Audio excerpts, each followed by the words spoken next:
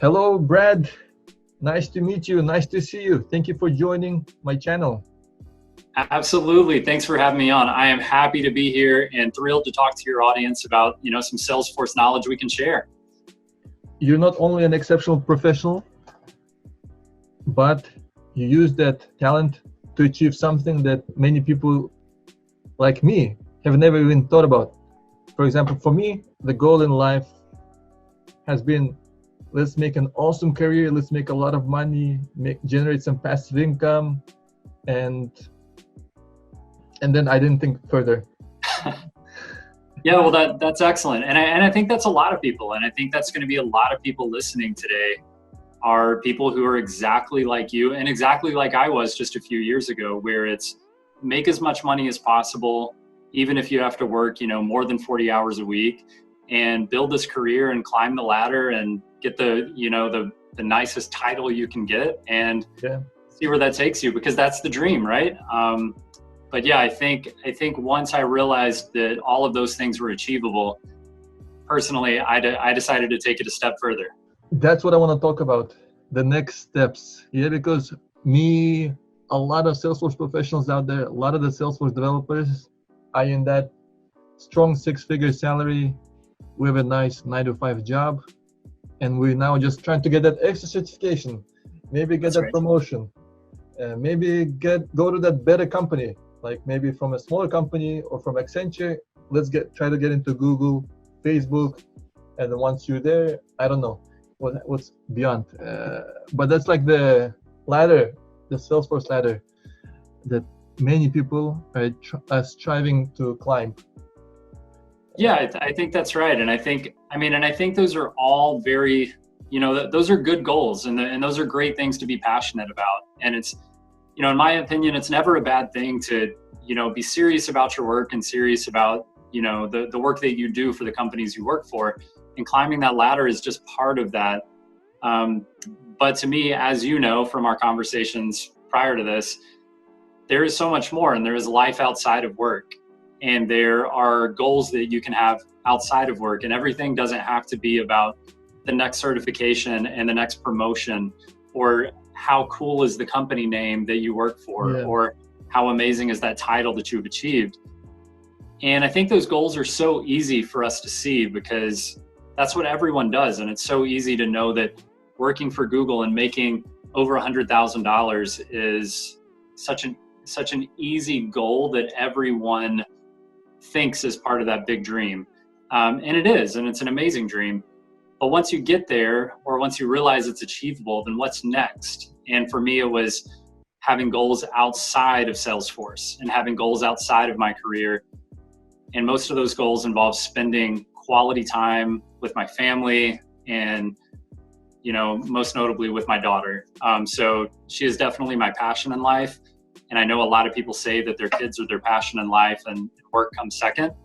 But when you talk about the lifestyle you've mentioned, and that's climbing this ladder and working way over 40 hours a week, and then working on the side to train and get more and more certifications, you begin to see the picture a little more clearly when you step back, and it sort of points towards what is the priority. And is the priority work, or is the priority your kids and your life and your family and things like that?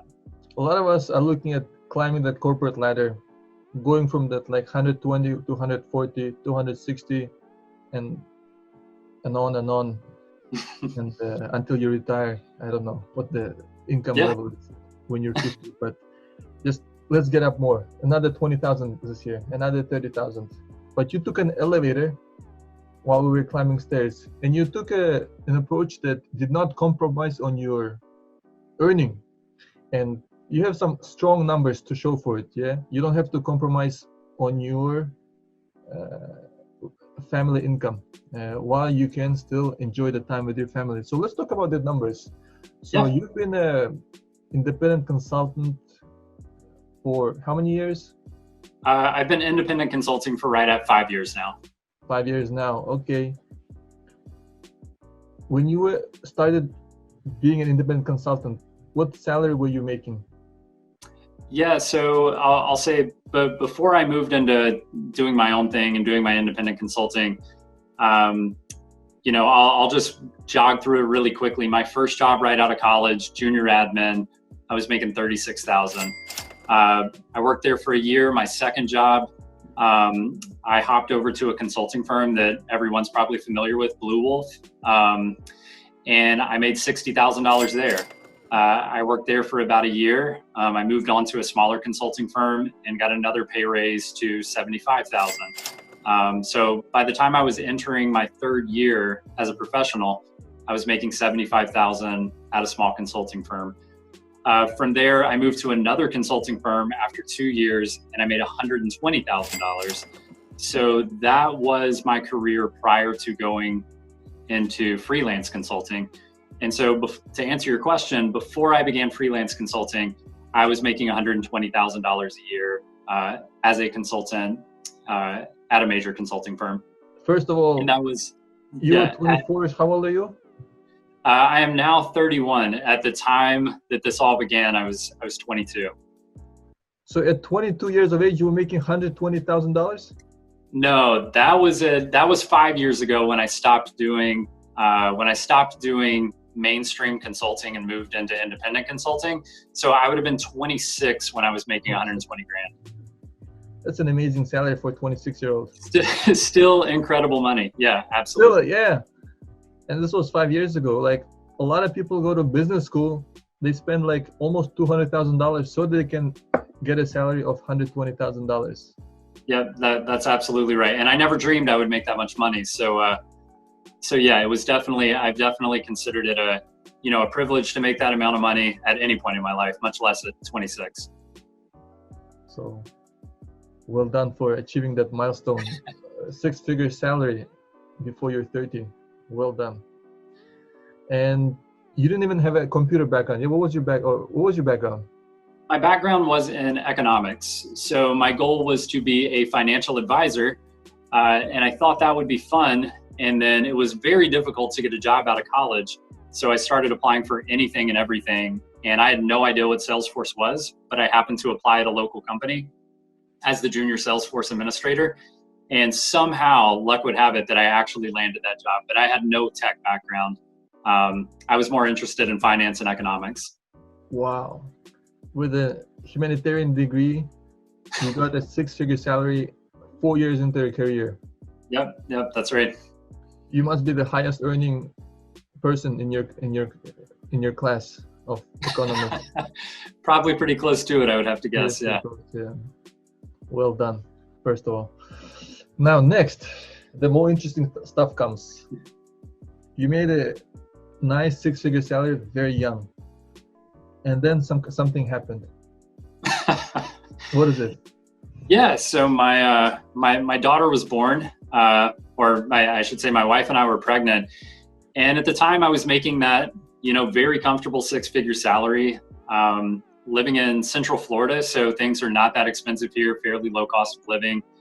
And we were saving plenty of money, and we realized that we were pregnant, and I made the realization as it was getting closer to my daughter actually being born that my schedule just wasn't going to work if I was going to be spending any time with her.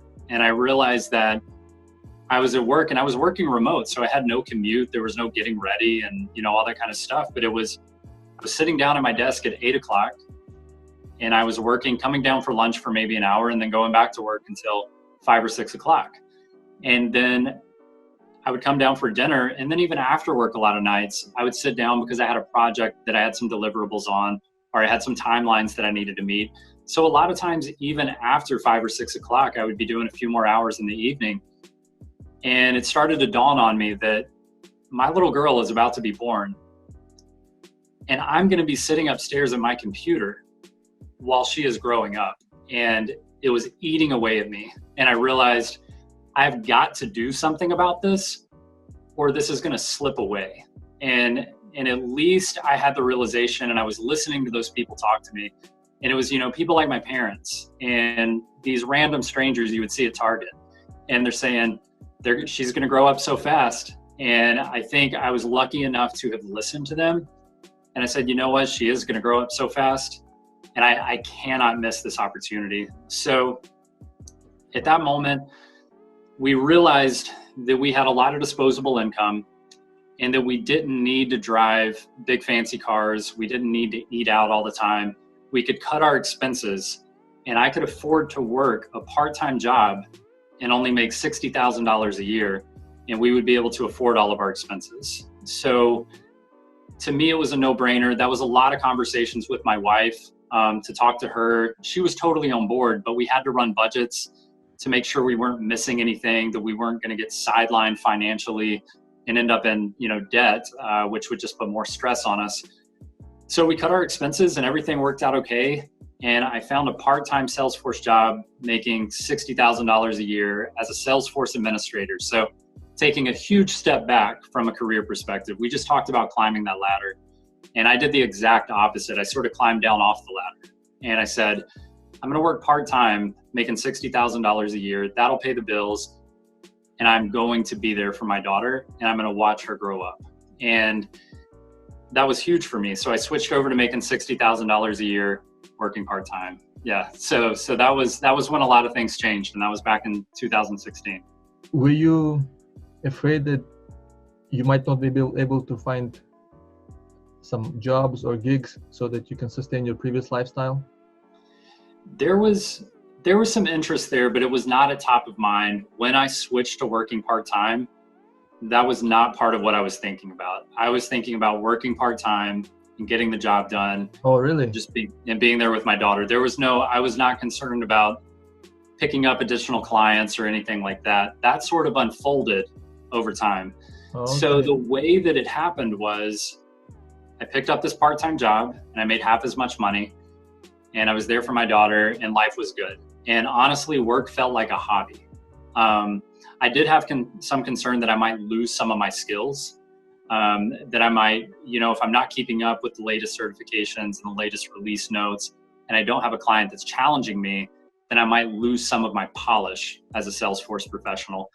But it turns out that didn't happen, because I realized that I could get this part-time job done. Again, keep in mind, this job is fully remote, so I'm working from home. And they're sending me emails in the morning from 8 o'clock in the morning until about 12 o'clock in the afternoon. And so I'm working the schedule, and I'm getting bored.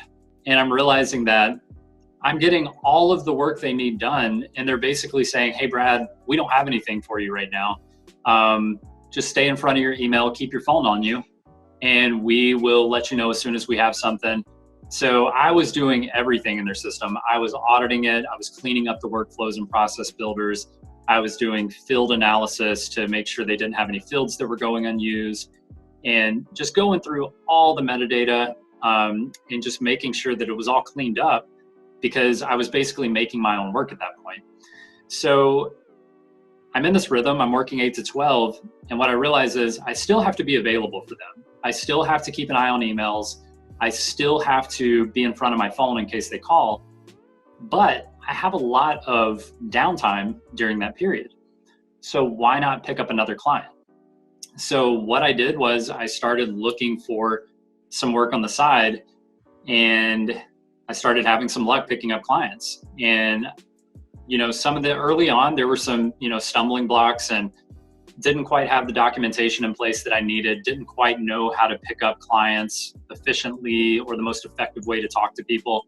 But slowly and surely over the next 6 months, I picked up 2 additional clients and ramped my income up from $60,000 a year all the way up to an average of $170,000 a year very quickly. And I was able to maintain that schedule of 8 to 12. And I think that is the most incredible part, is that at that point in my career, I was working part-time, and still today working part-time, 20 hours a week, making $170,000 a year. Oh, wow. You accidentally became a Salesforce admin. Then accidentally became a consultant. Yeah, you were not planning to be a consultant, just wanted to spend time with your daughter, and then realized you have all this free time. Yeah, that's right. So a lot of this, and I think you're right. It was sort of by accident. That was not the goal. But I always kept in mind, how can I be more efficient with my time? How can I utilize my time effectively? And when I had that free time in the 8 to 12 window, I didn't sit back and, check my emails and pay my bills and play on YouTube. I decided to see what I could do to level up. And getting a client made perfect sense. So I picked up one. And then I still had bandwidth, so I picked up another one. And that's where I pretty much maxed out was 3 or 4 clients in that 8 to 12 time frame was about as much as I could handle mentally. But yeah, when your income's at $170,000 at that point, I had a lot of friends who were full-time Salesforce consultants working for big firms, and I was making more than any of my friends, and I was working from 8 to 12. And that's still what's happening today. I still don't have any friends who have taken the plunge to part-time work, but a lot of them talk about it. But I think it takes a little bit of courage, and I think it takes the desire, like having a child or having something meaningful in your life to escape to, is that drive you need to take that step and really go for it. It's amazing. You took a part-time job, 60 grand. You were able to get your job done in 1 hour. So you were getting, like, for 5 hours a week, you were getting 60 grand. Yeah, that's about how it turned out. Yeah, I was working about an hour and a half a day at that actual job, at the part-time job, making 60 grand for an hour and a half a day. Yep. That's awesome. Are you still working with this company? I am. Yep. I've been with them for 4 years now. And it's funny. They know what I do. They know what my schedule looks like.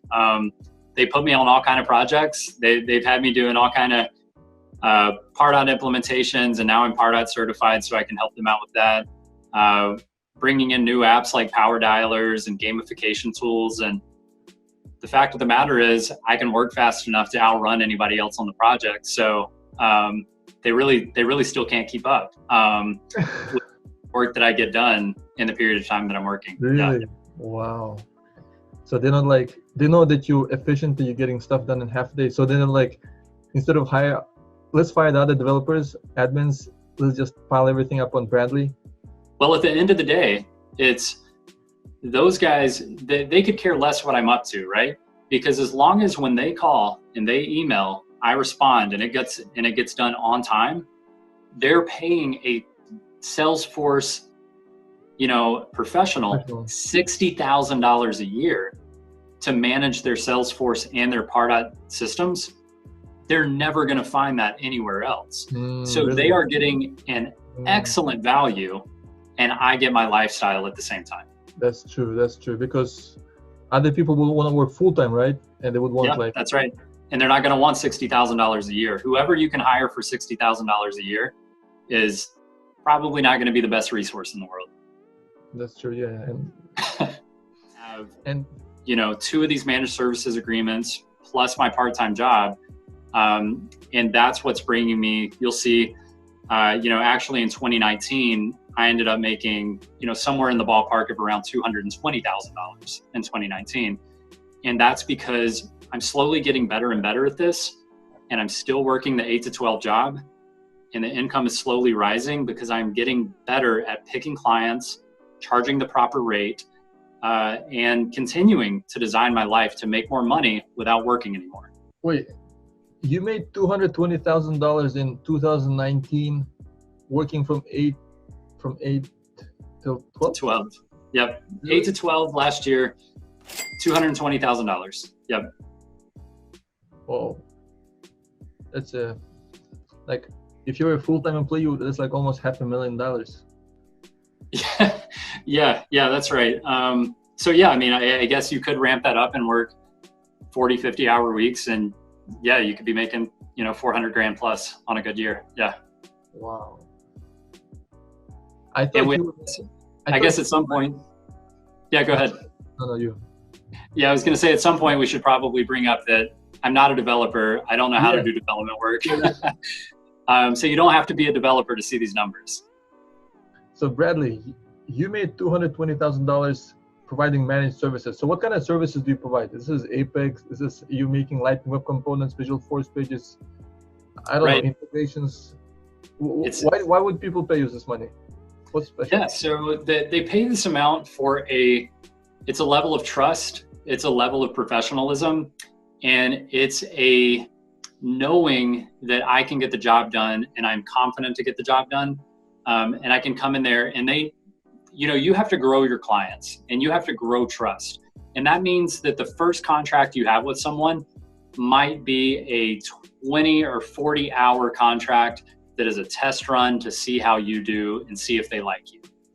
And those are ways to build trust. Like a simple way to build trust with a client that seems apprehensive is, hey, we're not sure if we want to hire you for 30 hours a month for a 1-year contract. And they might want to walk away. And you can say, hey, I get it. You're not comfortable with that. Let's do a 20-hour contract. You can test drive me for the next 3 or 4 weeks. See if you like it. If you love it, you just got a deal. If you hate it, walk away and go hire whoever it is you want to hire. But there's no reason they shouldn't test drive you at that point. And the truth is, the client that's paying me $4,000 a year, it's just like the part-time job. If they're paying me $4,000 a month, $48,000 a year, they have a Salesforce professional that they can lean on, and it keeps them from having to hire a full-time Salesforce professional. And if I can fill that void for them, then they are, instead of paying somebody $100,000 a year, they pay me $48,000 a year. The job gets done. I make a ton of money doing a lot less than 40 hours a week. They save a ton of money because they're willing to listen to a unique idea. And you can prove that to them with a quick 20-hour, 30-hour contract to get them under your wing. So what do you do in this managed services? What do they get out of it? Just like your current company, you said you just part of those services? Yeah, we're talking about, these are effectively administrative services. Like I said, I don't code, but I am very good at what I do. So I've been doing this for 10 years now, and I've worked in consulting firms. I've managed my own consulting company now, and I'm very confident and very comfortable with what I do. I know when to say no. I know when things are not possible, and I can deliver. So but really, in a nutshell, we're talking about creating new users, deactivating a user when they leave the company, transferring records to someone else when somebody leaves and they had 100 opportunities in their name. Let's get them over to another sales rep. We're talking about doing data loads when the marketing team goes to a trade show and they get a list of leads and we need to load them into the system.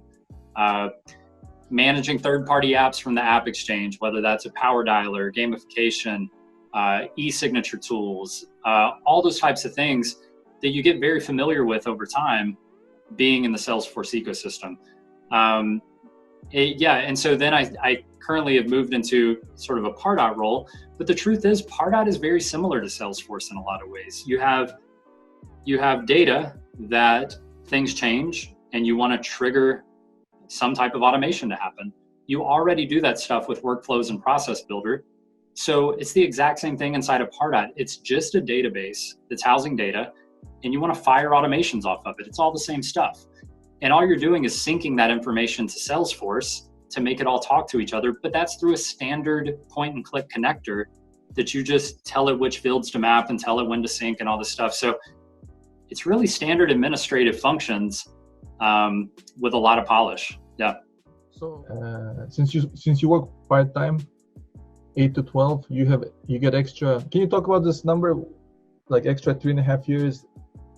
Yeah.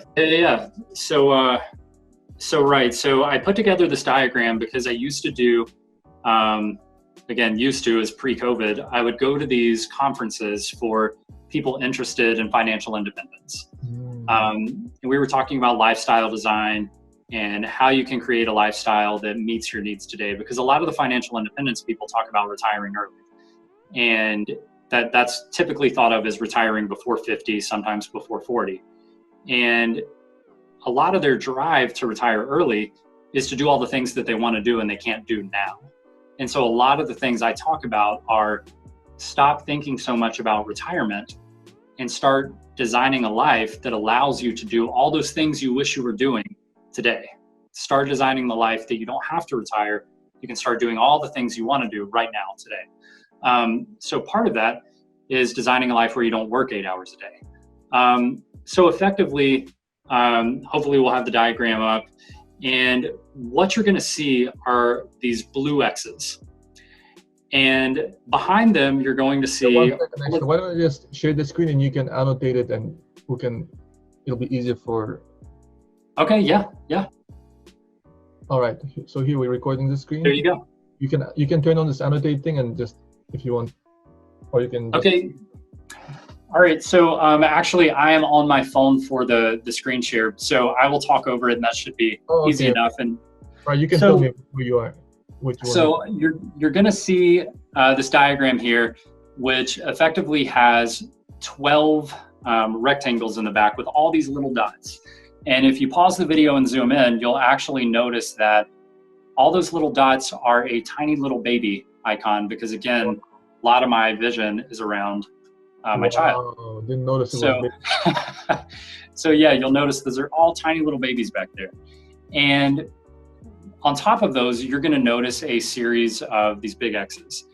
And the blue X's are the amount of time you miss with your child. And again, make sure you consider this for everything. The amount of time you miss traveling, the amount of time you miss with your aging parents, the amount of time you miss with your friends. This is the amount of time you miss doing any of those things you value because you are working part-time. So the blue X's are part-time 8 to 12 work. Now, the red X's are the additional time you miss out on by working full-time. So I want to make sure that's understood, that effectively by going into an 8 to 12 job, you are clawing back all of those red X's, and you quite literally are going to get back 3.3 years of whatever it is you were wanting to do.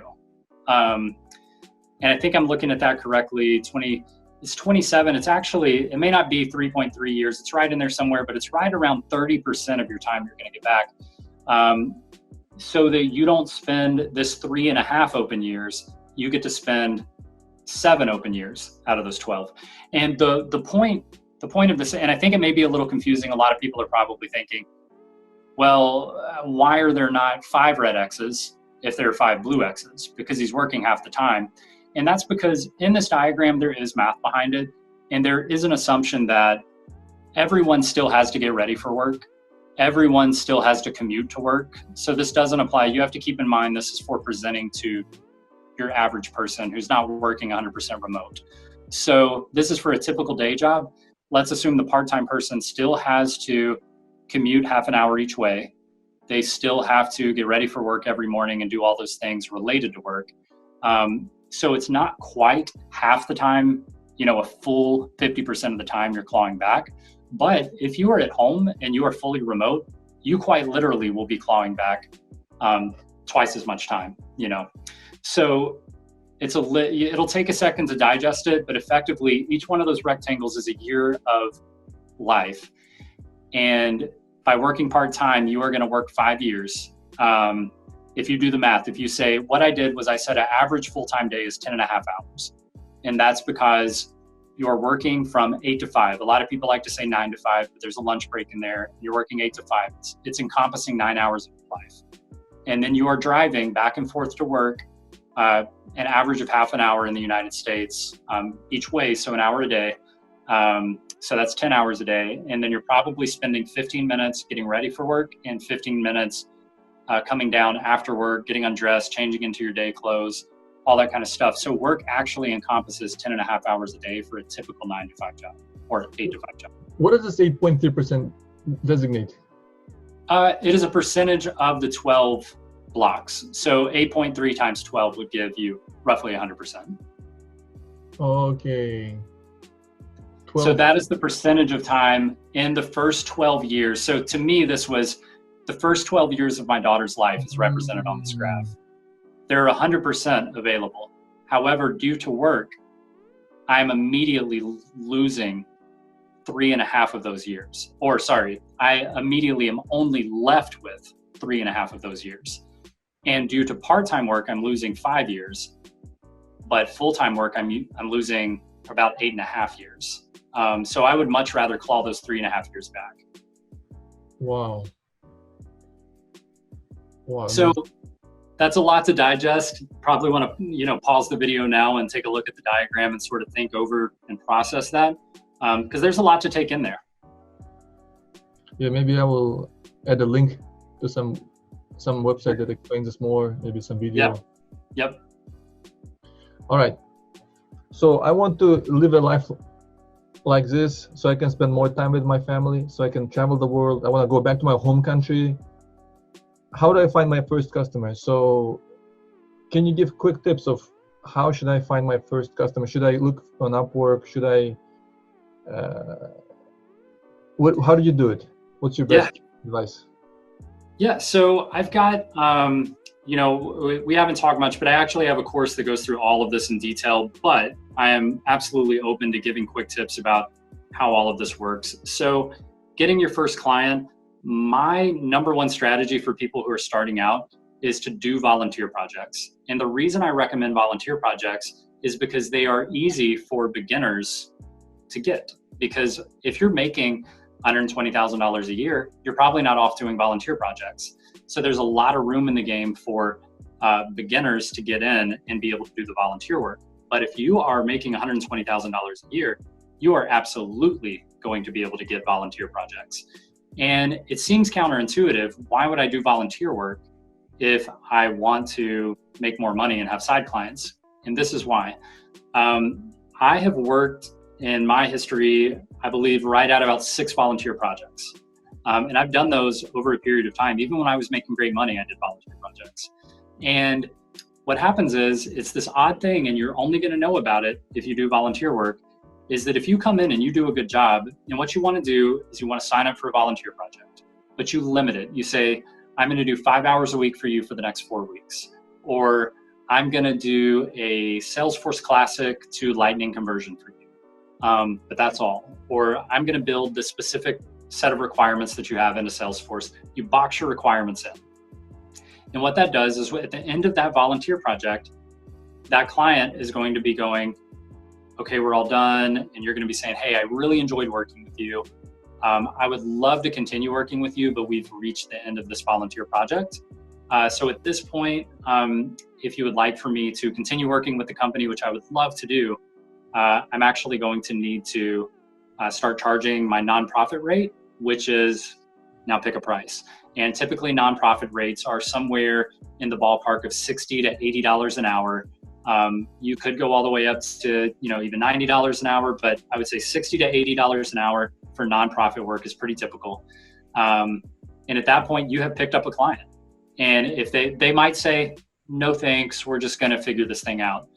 But 3 months from now, if they're struggling, guess who they're going to come to? The person they know and trust, you. Or they might right away say, hey, this has been awesome, and we have these other requirements that we would like to get done. Let's go ahead and get started on them. We are happy to pay you because you are clearly valuable. So that is an easy, quick tip for even people with who are beginners in the Salesforce world with maybe a few months of experience and admin certification. They can go get volunteer work and start picking up clients on the side. You've got all the details. It's all in the course. And so what do you think about Upwork? Do you use Upwork for finding jobs, Bradley?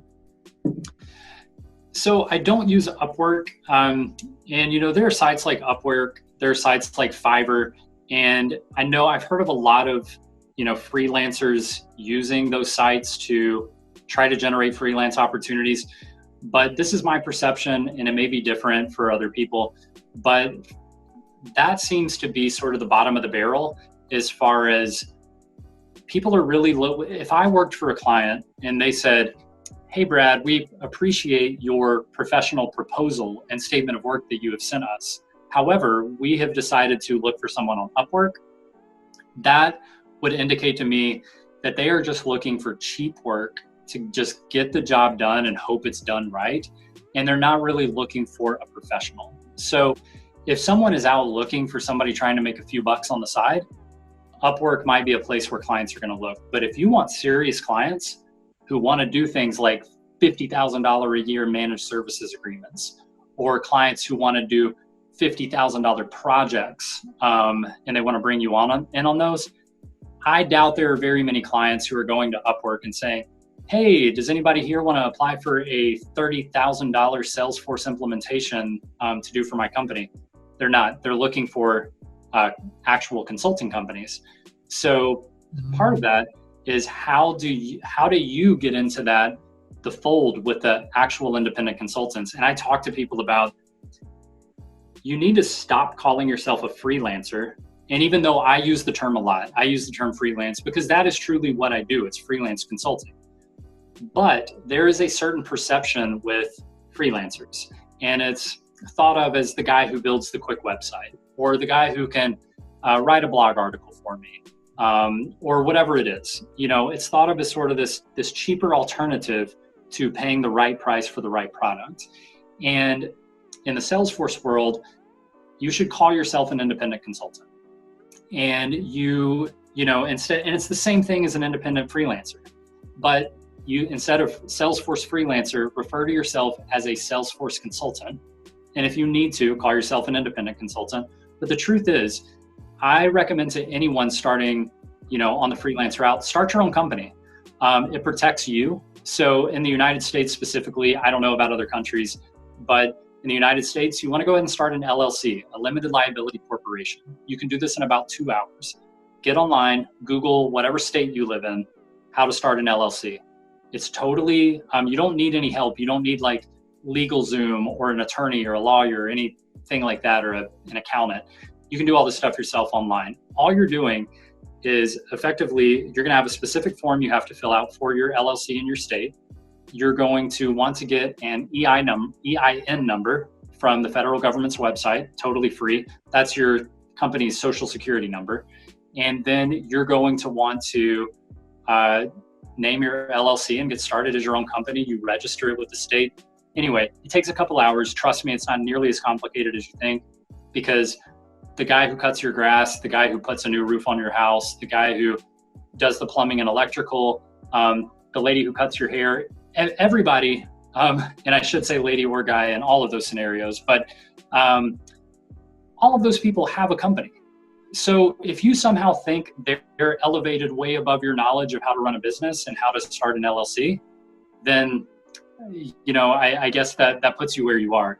But all of those people have LLCs or corporations in their name to run their companies. And that helps protect you if you accidentally totally delete all of a client's data and you can't get it back. They're going to sue you. The great thing about having an LLC is that they can only sue you for what your company owns. And when you're in tech consulting, you probably own one computer and maybe a mic or something like that. So they can sue you for your computer. And that is where it ends. It keeps them from suing you for your house, your cars, your retirement accounts, and everything else. Make sure you have an LLC. Wow. I noticed from your tax return, the name of your company, and you mentioned that you have to give a nice name. You name your company Honest IT. Why did you choose this name? Why not Bradley Consulting Salesforce Services? Why not Honest? It's that exact same perception, right? So if you're walking into a client and you're competing with a Deloitte or an Accenture, some of these big consulting firms, and they're coming in at $200 an hour, and it's a 100-hour project. They're coming in at $200 an hour. It's going to be, I don't even know what that adds up to, $20,000, something like that. So they're coming in at $20,000. And if you come in as Bradley Rice Consulting, immediately there's a perception with that. And it's, I'm getting one guy, who knows who this guy is? I hope he's good because I'm putting in all my chips on this single individual. A company may not go for that. So you need to create a perception. And if I come in and I say, instead of saying, hey, I'm the founder of Bradley Rice Consulting, I can come in and say, hi, I'm the senior consultant at Honest IT LLC, and I would love to earn your business. Here's my proposal. We're at $130 an hour. We're going to get the same job done that those other guys are. They're charging you $20,000. I'm coming in at $13,000, and we're going to get this job done. And they may never ask, who else is on your team? Who else works at this company? It is so funny. People believe what they perceive. And that's why you'll hear perception is truth. And if they see that you are the senior consultant at Honest IT LLC, and they're looking to do a big project, as far as their perception goes, this is a legit consulting company. There's no need for them to ever know it's an independent consulting company. Bradley, you gave out so much great advice in this 1 hour. Like every single minute, boom, boom, boom. Are you not afraid that there'll be like other people taking your advice and starting providing managed services, starting to volunteer, and then maybe eat into your stable income that you've built up over the last 5 years? Yeah, it's a concern, but it's not a big concern. And I have a lot of friends who work in the Salesforce space, and they're like, "What are you doing, man? Like, you're gonna take our income, you're gonna drive all of these people to be Salesforce professionals, and they're gonna take our jobs, and or at the very least, they're gonna lower our pay because they're going to saturate the environment. And then here we're gonna be left making less when you could have just been quiet about it, and we would all be fine." Number one, I have no doubt that I am nowhere near this pedestal where I influence so many people that I rupture an entire industry like Salesforce. No way do I have that big of an impact. And even if I did, I would prefer to go from making $170,000 a year working part-time to making $100,000 a year working part-time, and know that I have given other people an ability to make a career for themselves, make a life for themselves, and see success. I'm happy to give back. If I were making $50,000 a year and this might make me only make $30,000 a year, I would be very scared. But I know that I can live, and anyone in the United States, you know, maybe a few reservations there,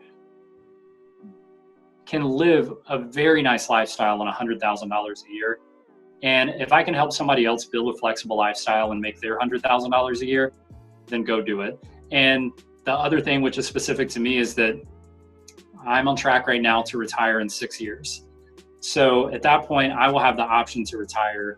If I want to keep working, I can keep working. If I want to stop working, I can stop, because I've saved enough money that I never need to make money again for the rest of my life. And at that point, I'll be 37 years old. So that's already in place. So for me personally, I'm not too afraid of people coming into it today and impacting me over the next 6 years, maybe a little bit, but they're not going to wipe my job out. Because I'll be the guy, you know, right now I have 10 years experience, and the people watching the video today getting started are going to start with 0, and they're going to have to work their way up to where I am. So I'm personally not concerned. If this somehow became mainstream and everybody became aware of it, it could rupture the Salesforce environment from a pay perspective, but it's the conversation we had to start this call. And we're also concerned about making 200, 220, 240. Could we not all stand to make 140, 160, 180 instead, in order to help other people find this amazing career? Bradley, I want to thank you for sharing all this advice without reservations, just like you did to like a little brother, helping him grow up. Like you're not holding anything back, I think, and you're just so generous with information. Thank you so much. I hope that if this resonates with people, that, you know, reach out to me, find me on Facebook, find me on LinkedIn. If you're interested in being a freelancer, check out the course. But yeah, there are a lot of dreams out there. And if this resonates with you, then don't turn off the video and like walk away and continue your life. At least try to figure this thing out and see if it's something that you could fit into your life. Don't walk away thinking it's too good to be true.